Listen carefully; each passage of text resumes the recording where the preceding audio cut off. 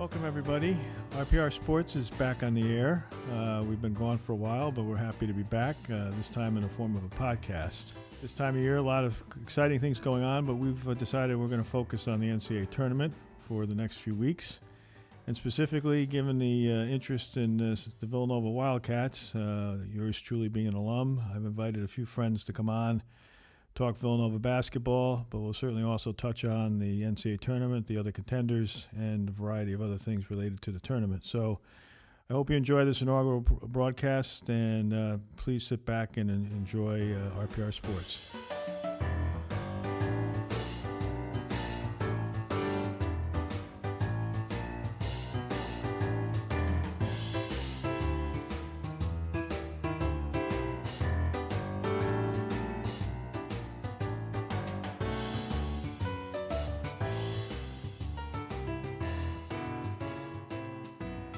Welcome, everybody.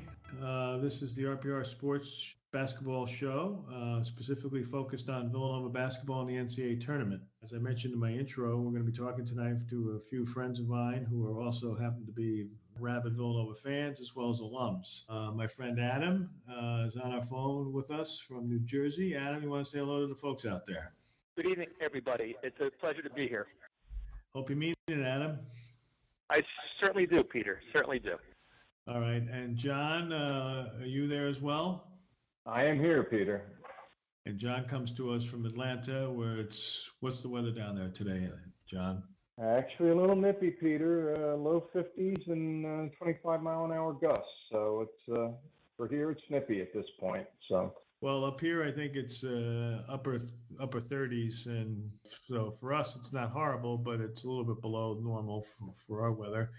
And the last member of our team tonight is Ryan, and Ryan is a more recent Villanova graduate as opposed to the three other people that have been speaking so far. Ryan, would you like to say hello to the folks out there? Hello, folks. I'm here to lend a youthful voice to appeal to the younger demo out there. Glad to be here. Well, it wouldn't take much to appeal to the younger demo compared to the three other guys that are on the phone. But anyway, as per our usual conduct, we normally have these chats over cigars. So, gentlemen, are you sporting cigars this evening? And if so, could you please tell us what you plan on smoking tonight? Okay, I got what I always do, the Brickhouse Robusto, and I have a little Wild Turkey 101 Chaser just to take the edge off. Oh, that's nice. I believe they recommend that in the books, don't they? That the Wild Turkey with the Brickhouse Robusto, I believe that's a big selling item, the two combos there of the Wild Turkey and the cigar, right? Yes, it certainly is, and it works very, very well, believe me. And John, what are you sporting? Tonight I am sporting a Monte Cristo White Series Churchill, and unlike Adam, I'm just drinking lemonade, so, not much tough stuff here in the drink. So. Well, I hope you'll be able to smoke it in such inclement weather that you have down there. I'll make do. I myself have a Romeo and Juliet, a House of Capulet is one of my favorites, as you know. So if you guys are ready, why don't we light up our cigars and get ourselves situated for some Villanova basketball chat.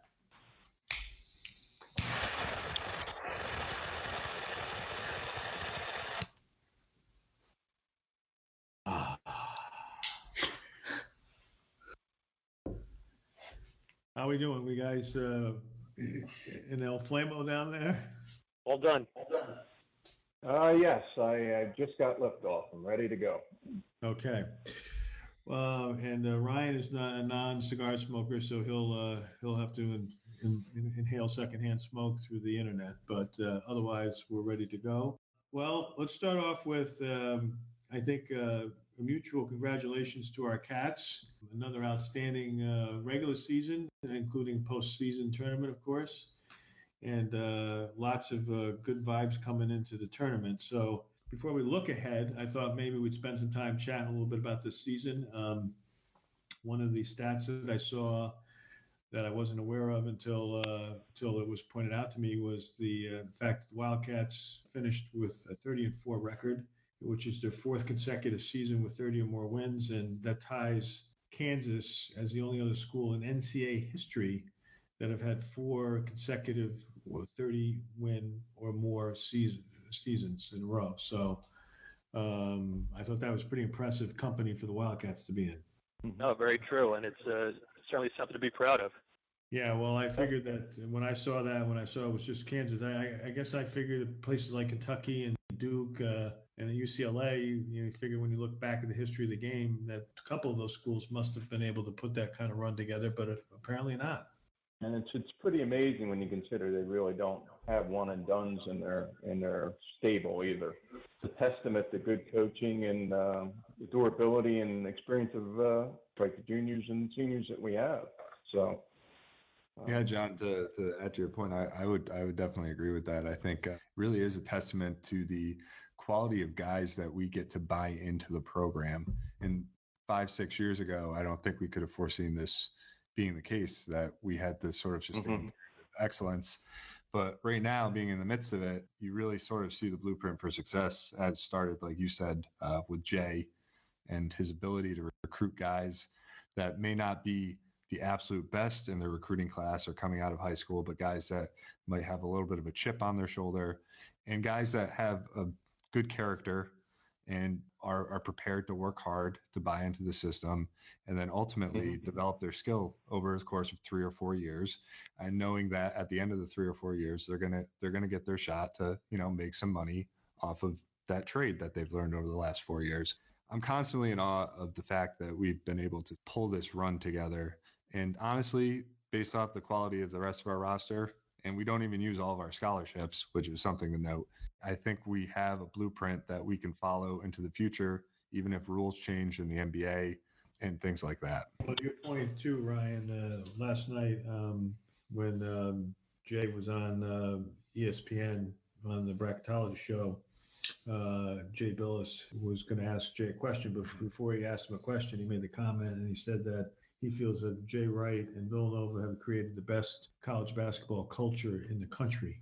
Jay Wright seemed to be surprised that Jay Billis would say that, and he seemed generally touched by the fact that Billis would say that. And when you think about where Billis came from, Coach K and company, that's quite a testament to the Villanova program.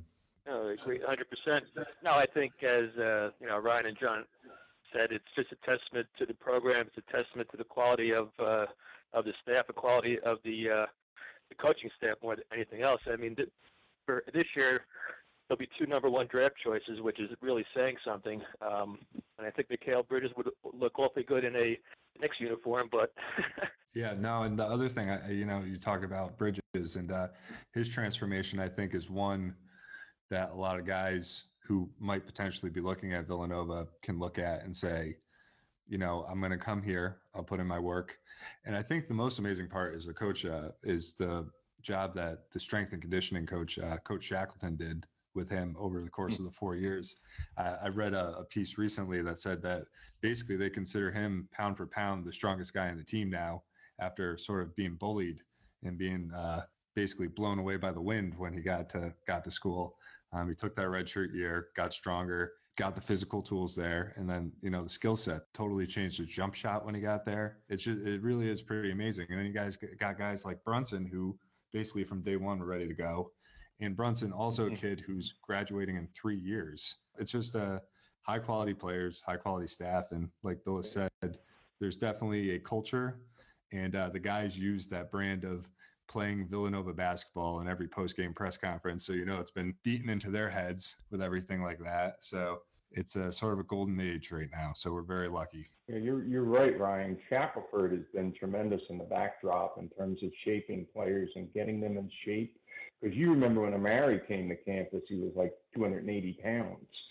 And you just saw him this year. He stepped on the court at 240, and he just looks tremendous, and he's playing tremendous. So Shackelford's definitely part of that culture that's helped them win. I agree with you on that. Well, I think it's overall, it's, as we said, a great time to be a Wildcat. And Jay and the school are doing things the right way, which is, in this case, refreshing when you see some of the other controversies and challenges that appear to be going on throughout the rest of college basketball.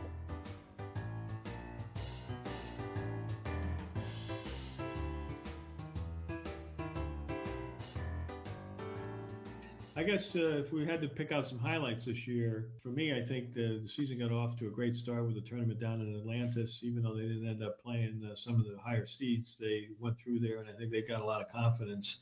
And then, of course, getting off to a 21-1 start was just, fabulous. I think that as a result of that, they gave the Cats a lot of momentum going into the regular season of the Big East. I don't know if you guys feel there was a particular highlight of the regular season or a particular moment where you thought this is going to be a special season or not, but I'll throw that out and see what you guys think about that. I actually felt, and this is a kind of a strange occurrence, but thinking about it, the way they dealt with adversity and the injuries, and actually the record really wasn't that bad when they were missing all these guys with broken hands in January and February. I think that adversity may pay off come tournament time. So to me, that was a work highlight that I'm hoping is going to be beneficial when come this tournament start. Adam, what do you think?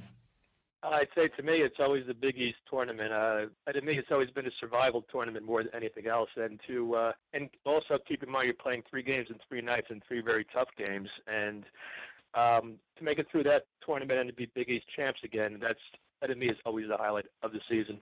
I got a lot of pleasure out of seeing us play Gonzaga back in December. That was my favorite game of the year because I think I realized what the ceiling was on this team for this year. Everything in that game, I mean, we basically ran a team that's going to be a very strong contender in this tournament. We basically ran them off the court, and it was very impressive watching that. I mean, just all the gears was clicking. There was total synergy among basically everybody on the court. Everybody knew where everybody else was. The defense was relatively connected. To me, that's the best form that we've had all season. And I'm hoping that with these guys coming back from injury, we're sort of working back towards that. Because if we play like that, I don't foresee a lot of teams being able to stop us. I do also agree that there was a pleasure beating Gonzaga and see the Cats respond so well. In terms of surprises, I guess my thought was that, I guess to piggyback on what John said, the fact that the team, relatively speaking, did a nice job with when Booth was out and, when other players were hurt. I think that shows that, Jay is doing a great job, even in practice, getting the players who are sitting on the bench to feel like they're part of the team. And at any one point in time, they may end up having to go in, which works out well for some of the freshmen and the younger players. Because come tournament time, whether it's Big East tournament time, like Adam said, or post-tournament, NCAA tournament, you never know. Guys can get into foul trouble, and you need the players that have got some real game experience, because otherwise they get thrown in and they're over their heads. So to me, that was a pleasant surprise. I don't know if you guys were surprised by anything in particular this season that happened that you didn't expect. John, anything in that regard? I was actually pleasantly surprised with Colin Giuseppe, the freshman guard. I did not think he would contribute that much. And I got to tell you, there's a little bit of arch in that guy. I mean, he doesn't back down. He's pretty cool. He'll take a shot, and he's more advanced than I thought he would be. That's for a freshman coming in. So that's a pleasant surprise in my mind. Adam? I would say Mikal Bridges, the growth of his game from the start of the season till now. I think he's just made tremendous strides, and I think, as I said, he's definitely a lottery pick, and I would love to see him play for the Knicks. But I think he's the reason why I would say I'm very, very confident in a Final Four berth and another possible title again this year. I agree. And Ryan, what's your thoughts about surprises? No, I think I agree with John. I think this year really had a lot of freshmen play very specific roles. Cosby Roundtree was basically told that he could go out there, rebound, and just, run at the rim and, basically people would give him the ball. And he did that very confidently. Jermaine Samuels had a little bit of a rough start, looked a little bit out of sync when he's out there at times. But over the course of the season, like John said, with some of the injuries, I think it's going to pay off down the line. Maybe not this year, because I don't think we're necessarily going to need him in the tournament. But, next couple of years, I think his size, his length, he's very fluid. He's a good athlete. But I think getting some confidence, especially in January when guys were hurt, I think that'll pay off. But I think there's good potential there in that freshman class. And to me, that surprised me that there's a little bit more contribution, part of it out of necessity, than I had expected. The other thing too is I think when we were talking about individual performances and players, let's face it, I can't remember the last time Villanova had two players on their team that are both arguably potentially Wooden Award winners, Jalen Brunson and Mikal Bridges. I mean, that's really unheard of for the Cats, and it's unheard of for a lot of teams. Yeah, and I think that's you know, and again, as Ryan pointed, out, both juniors that are going to graduate. So not only terrific basketball players, but really terrific young men. And so for the fact that get that kind of national attention for individual performance of players, I think also is a phenomenal thing as well. So I don't know if you guys feel that way as well, but I'm very impressed by that in particular this year. And so the other performance that I think probably we should comment on before we take a break is Coach Wright. He recently broke the wins record of Al Severance that has been around since 1961. Coach Severance, I think, coached from 36 to 61, and Jay broke his record of 413, and now I think has 415. And potentially he's on his way to a Hall of Fame basketball career as a coach. And I just think that he does it in Jay gets a lot of attention for his clothes and his style and what have you. But the reality is he's piling up wins at a Big East school at Villanova and, giving us national level performance that I don't think we could have necessarily expected when he was hired back in 2001. You guys want to comment about Jay this year, John? I think you need to give Jay a lot of credit. I mean, I can remember, he's had his ups and downs in this 17-year tenure. As you may recall, everybody wanted him after the 2009 Final Four. And Jay, he stayed. He didn't want to go. He said, this is the best job. I love this job. And he meant it. And then he had the downside of the roller coaster in, 2012, 2013 with a, sub 500 team that couldn't do anything right.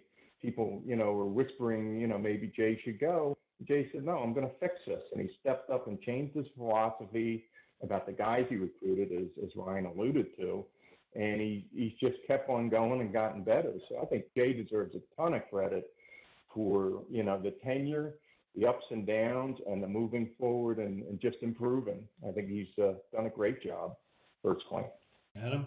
No, I mean, I totally agree. I was one of the ones that was calling for his head in 2012 and 13. But I think he, as John said, he turned his style around. He became a much better coach. And I think the results speak for themselves. But no, I think to me, he's one of the top 2 or 3 coaches right now in the country. Well, the other thing, too, with Adam is it's very disappointing that you felt that way because I know Jay's always had some very nice things to say about you over the years. Oh, really? Oh, okay. Yeah. I didn't know that. Yeah, well, it's too late now, but you had the chance and you blew it. But anyway. Okay, well, live and learn.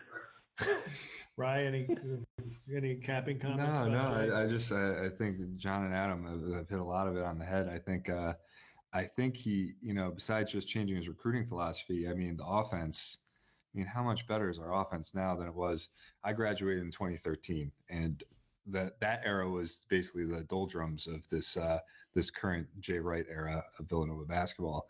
And it used to be we just would run a high pick and roll with about 10 seconds left on the shot clock and somehow expect that to get us all of our offense. But, now it's so much better to watch. It's so pretty to watch. The guys move the ball, find the open man, drive and kick, and then, look for open shots. And then sort of in line with what Adam said, I think not only is he a good X's and O's coach, but I can't think of a school that has a better ambassador for them than having Jay Wright out there for the Cats. I mean, the guy is just so good, not only in the game, but in post-game interviews and any media engagements. I mean, and most people don't have a bad word to say about him. So, I mean, I think that helps the whole program when you have a guy like that who just sort of has a little bit of magnetism about him. It draws people in, draws some neutral fans' interest, I think, which is something that, few schools, especially few private schools have. I mean, you can list them on one hand. It's basically Duke. It's the only other school that has that type of real big cachet. That's a private school that's a basketball school. Yeah, I understand that George Clooney now has people coming up to him and saying, you look a lot like Jay Wright. So that's when you've made it, when you've reached that status. So, I think that this year we have a lot to be thankful for. And I think that the whole combination of the players, the school, Jay, have really certainly done us proud.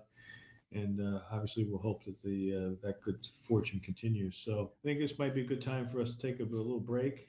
And then we come back. I thought maybe we spend a few minutes talking about the bracketologies, but specifically just the show format change that was on TBS. I think it warrants a little bit of conversation and comment. So we'll be right back. Thank you.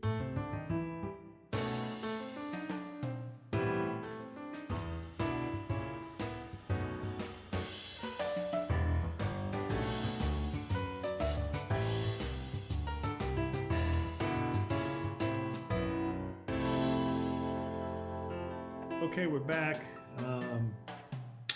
Any of you NCAA basketball fans out there recognize that this year there was a slight change in a major change in the way the NCAA was going to allow its brackets to be revealed. The show moved over from CBS, where it's been since I don't know, as long as I can remember.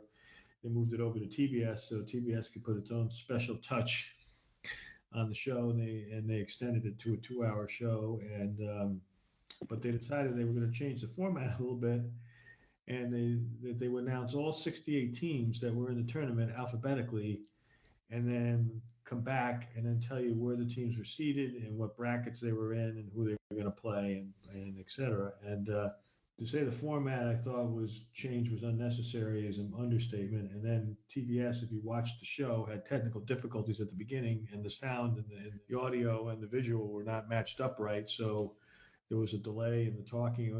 I thought it was awful. And I thought they kind of killed what was always a great sort of show at the beginning, where people were very anxious to see where the teams are going to play, and the railing on the brackets had a lot of drama. And I think they just killed that myself. So I thought, Ryan, why don't you offer your comments? Oh, no, I also watched it, and I had a lot of commentary coming in on my phone as we were watching, because obviously I think they kind of ruined the sort of excitement around the revelation of the various sectors of the bracket. But also it was just kind of odd to do it in front of this sort of semi-studio audience. And the people, I mean, they didn't really know how to react to it. Out of people like, Georgia Tech, aren't your fans out there? Like, just because we're living in Atlanta doesn't mean we're all Georgia Tech fans. Yeah, it was very odd having the live studio audience. And then my favorite, there were two other parts that I thought were just incredibly over the top and just totally ridiculous. The first was when they were interviewing the chairman of the committee for this year. And athletic director, great. Yes, and the lights went out in the studio as they were going in the conversation, and they had to just go to the footage of the guys at the desk in the studio, which I thought was great, because I saw that and they tried to hide that real quick, but I'm like, no, the lights went out, and the guy, and they flash back to the guy, and the poor guy looks like he's all over the place.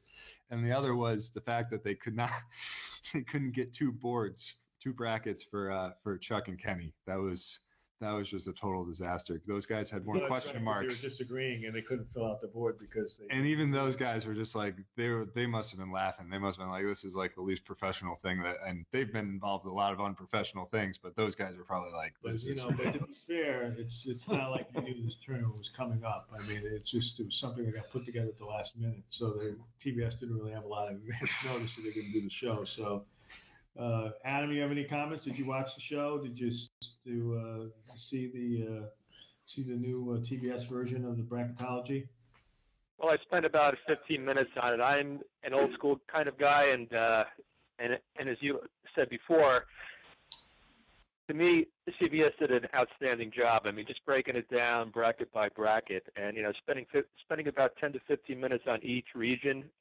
Saying who has the best chance of an upset, what are the best matchups, and so on. I mean, I thought that's the way to do it. And as I started to watch this version of it, I mean, I just turned it off. It was just very annoying, and it was just very poorly done.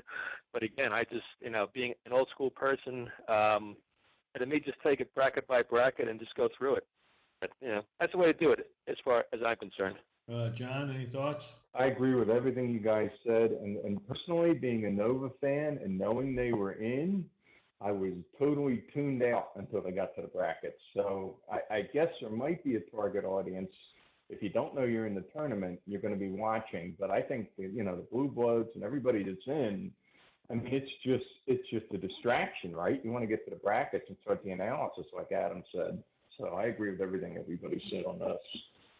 Well, I think, too, the other thing that happened, which I'd be curious to see if they have info on this, how many people like me flipped over at 7 o'clock to ESPN and watched Billis and Reese Davis and Jay Williams and those guys and Dick Vitale talk about the matchups, because I wasn't going to sit there and listen to the other bozos do their thing, because it was just at that point that was so poorly done that I just thought whatever impact they thought they were going to have with the change of format, I think they lost. So it's too bad, but I doubt that they're going to repeat that mistake next year, but who knows? So, all right, well, listen, why don't we'll take a quick break, and then when I come back, I want to talk about the opening weekend for the Cats, their bracket, and some prognostications. So we'll take a quick break. We'll come right back. Thanks.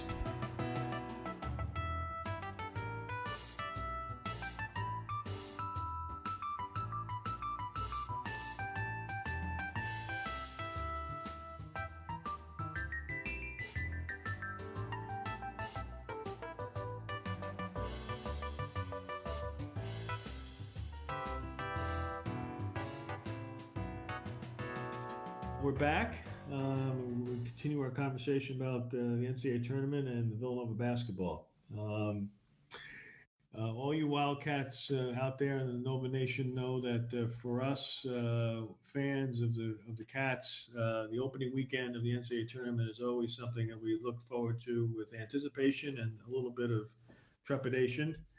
Hopefully this year we'll handle our business, but we've got the brackets to look at. And I thought we'd spend a little time looking at the first weekend and the first potential 2 games for the Cats, our section of the bracket up there for the first couple rounds, and a little bit of thoughts about who else is in our bracket. So how about Adam, you want to lead us off about your thoughts about the potential first couple games for the Cats? Okay. Obviously, the first round game, either LIU or Radford, I don't see too much of an issue there. The second round game, I really still don't see too much of a problem. I think Alabama will beat Virginia Tech.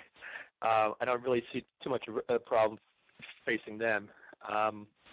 But the rest of the bracket, I think ultimately it's going to be Villanova, Purdue for the Final Four. I don't see anybody taking out for Purdue. The only team that I think will give them a hard time is Texas Tech, but I think ultimately it's Villanova, Purdue for the Final Four. And Bobby Knight, is he still the coach of Texas Tech? You know what? I'm not even sure. No, I think Bobby's long since retired, but that's the last time I remember Texas Tech being relevant was when Bobby Knight was down there, and that's got to be back about 10 years ago. Yeah. Right, at least. Mm-hmm. Yeah. John, what are your thoughts about the opening weekend for our Cats? Well, I agree with Adam in the first game, but I have a different winner in the 8-9 game. I'm a little bit worried about Virginia Tech because they did beat, I believe, Virginia at Virginia this year. They're an up-and-down team. They've got Buzz, who used to be the coach of Marquette, who knows Jay. I think that's going to be a tough game for Nova, but I see them prevailing in it. But, it's not going to be a cakewalk, in my opinion. Pretty much agree with Adam on the rest of the bracket once we get through that game. But we've got to get out of that first weekend and that second game. And if it's Virginia Tech, I think it could be a tough game.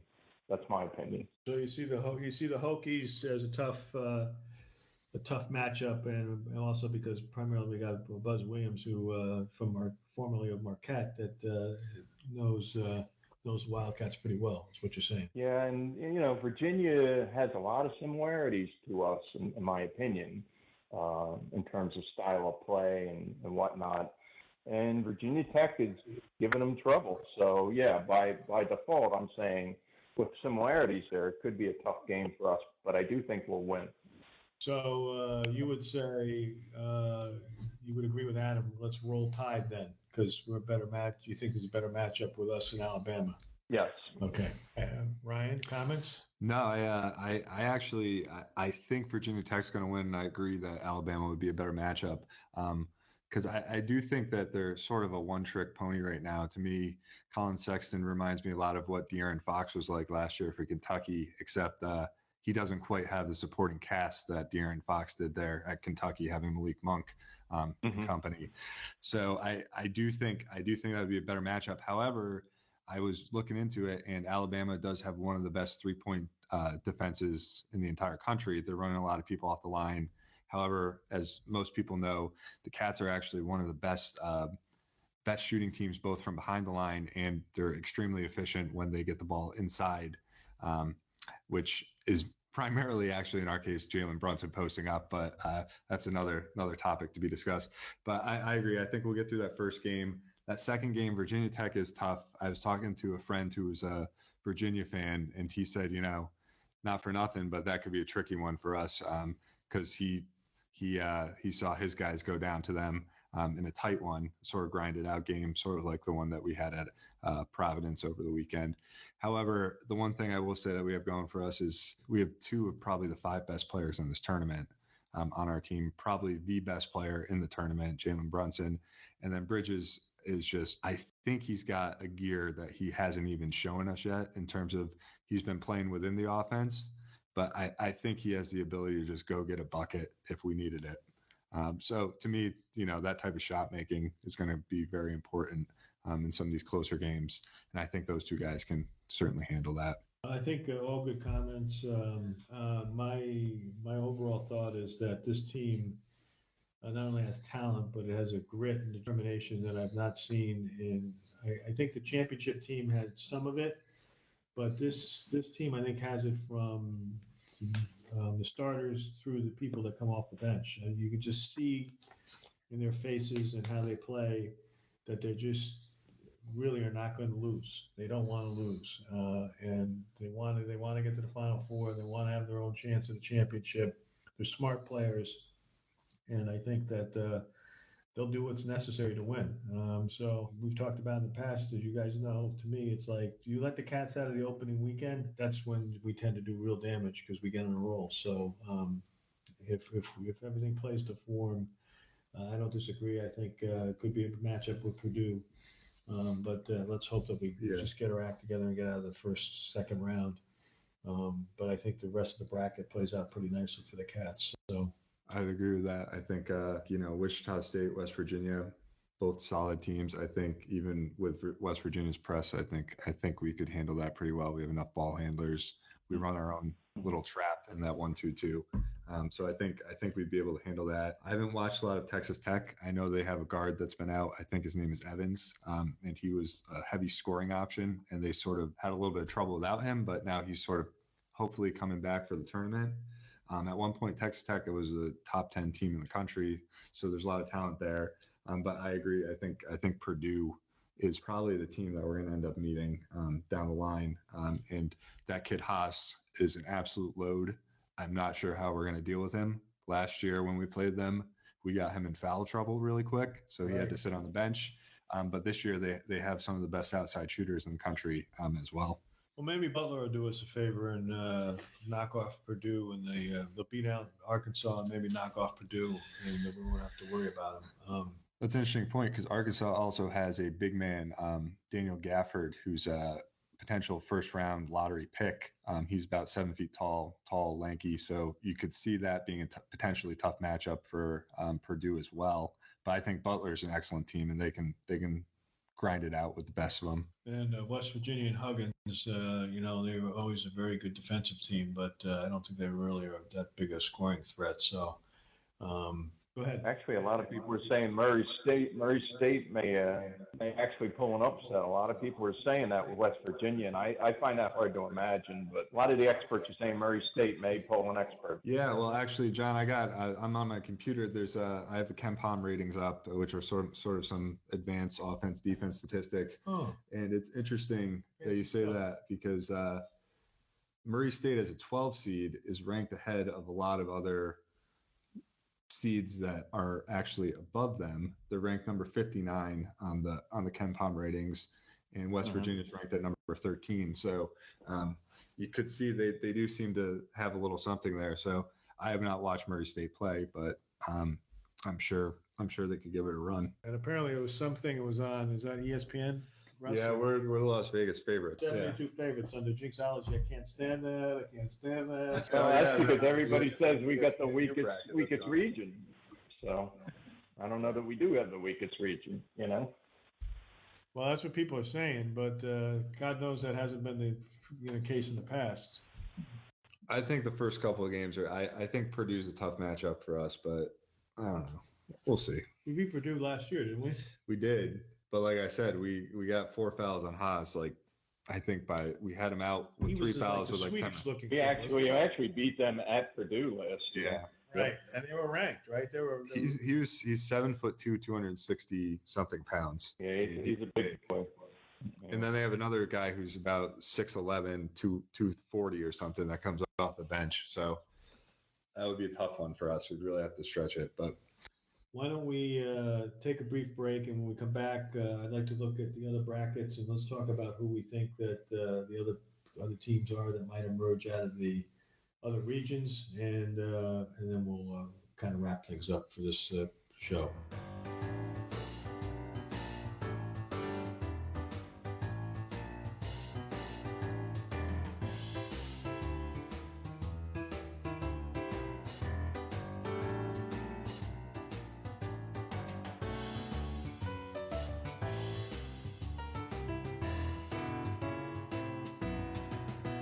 Okay, we're back and continuing our conversation about Villanova basketball, the NCAA tournament, and bracketology. Speaking of bracketology, last night there obviously was, some conversations about teams that didn't get in that perhaps should have gotten in, and some seeding and what have you. So I thought we'd spend a few minutes talking a little bit about the other brackets and maybe a little bit about some of the teams that didn't get in. Candidly, I really don't care about the teams that didn't get in because they don't affect us. So my perspective is I'm always surprised that no matter how many losses Duke has, they seem to be the number 2 seed no matter what. That's their floor, that they can lose 22 games and they'll be a number 2 seed. North Carolina, I think, also had 6, 7 losses? No, they had 10 losses. 10 losses. So North Carolina and Duke can have combined 17 losses and they can still be ranked number 2 or seeded number 2, which is always a surprise to me. But and then Oklahoma getting in, I don't understand. Candidly, I don't understand. I know they got Trae Young. Trae Young, who was everybody's All-American for the first 5 games of the season, and then disappeared. And then they lose. They go 2-8 in the last 10 games and get in. So I don't understand that myself. But Ryan, I don't know if you got any comments. One that we were talking about here before the show is St. Mary's actually did have a really good season, and offensively, and they were in the top 15 in the country in terms of their offensive rating. Defensively, they lagged behind, and you understand getting some marks for strength of schedule, but I mean, they did everything except get to the final of their conference tournament, and they didn't get in. I know Notre Dame was apparently the first one bounced out after losing head-to-head with Syracuse. Somehow they didn't win that coin flip. So that didn't really make a lot of sense to me. That broke Adam's heart. He's a big Notre Dame fan. Yes. Yeah, I'm in tears. Yeah, I just can't get over that. But then, USC probably had a decent case over Arizona State as well. In the end, the committee is a bunch of guys in a room choosing. So, you sort of take what you get. There's a little bit of unfairness, but the odds that any of those teams that missed it are going to actually do any damage in terms of slim. Right? Yeah. So all in all, I think the teams that are supposed to be there are there.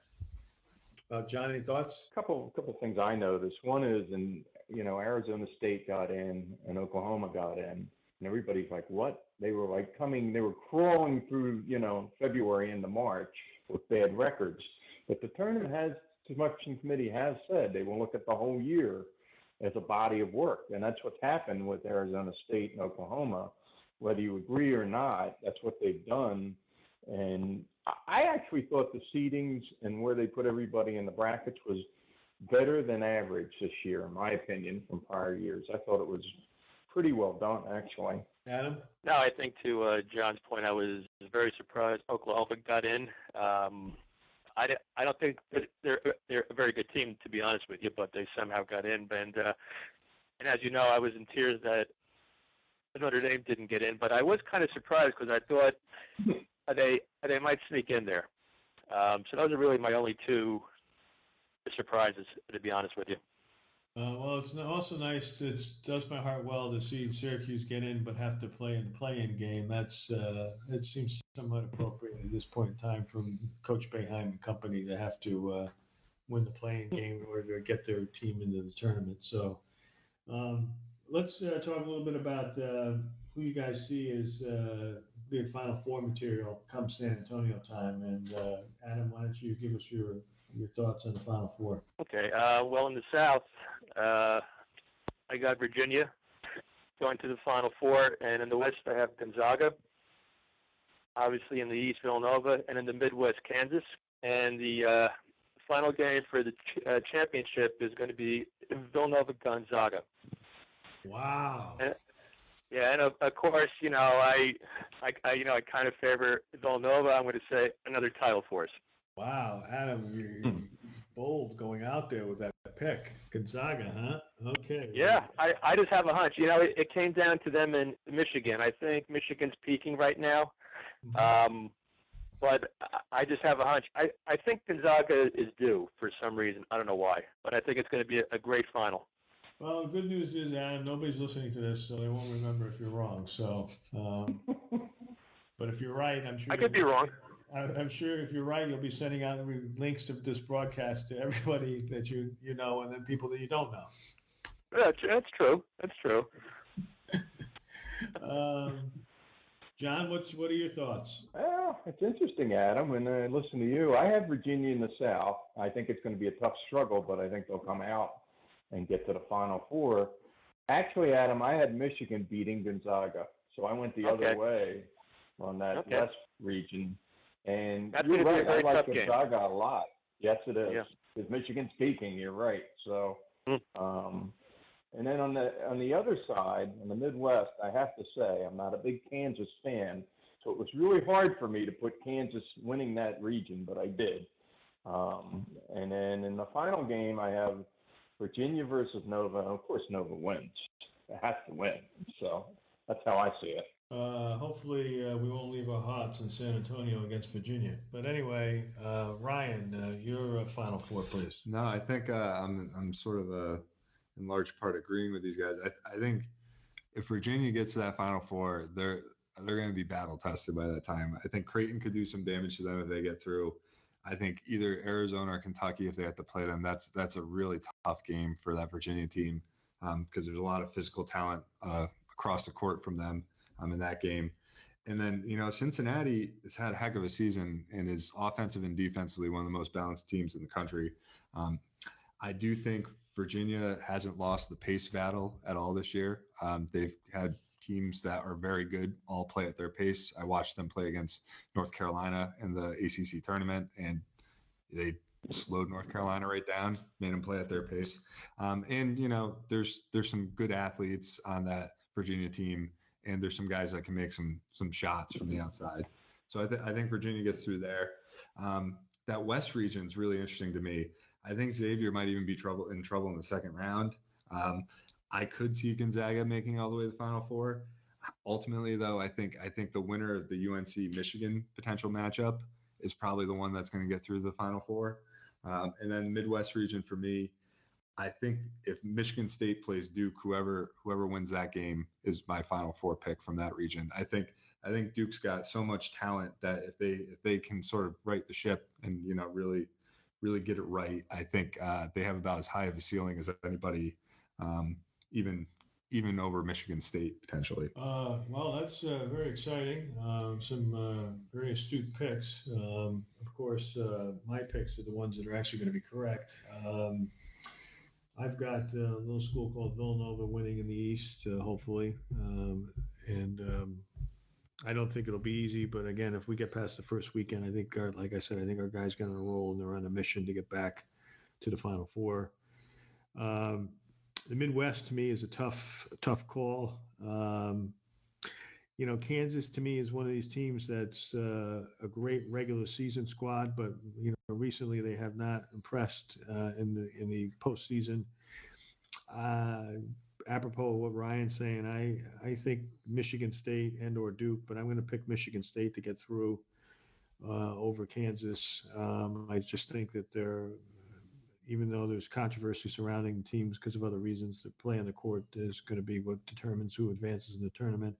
And Tom Izzo is just too good a coach to bet against. So I think Michigan State comes through in the Midwest. I think in the West, I'm going with North Carolina. I hate to do it, but I just think that they are battle tested, and they just year in and year out. It's hard to see them. Could they be lose to a potential matchup against the Gonzaga? I suppose, but I despite what Adam thinks, I got to go with UNC.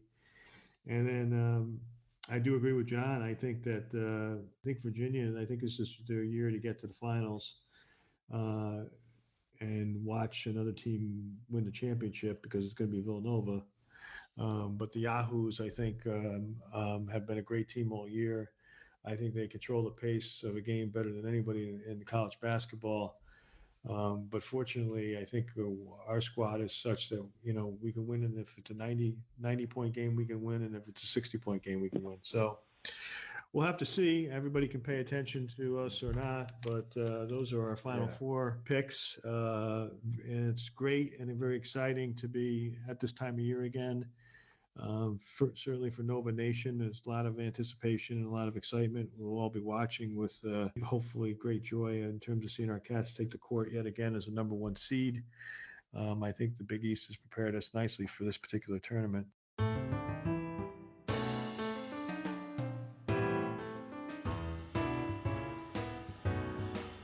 Well, everybody, I think that's going to wrap it up for this first episode of the RPR Sports podcast and Villanova Basketball Talk. Hope you enjoyed it. Again, I'd like to thank my guests, John, Adam, and Ryan, for their wonderful insights, and hopefully the Cats will live up to our expectations and get through that first weekend. But we'll be back next week for our second broadcast to talk about the tournament games, hopefully talk about Cats' successful performance and upcoming opponents. So by all means, please stick with us. And remember, as I like to say, play hard, but play fair. See you.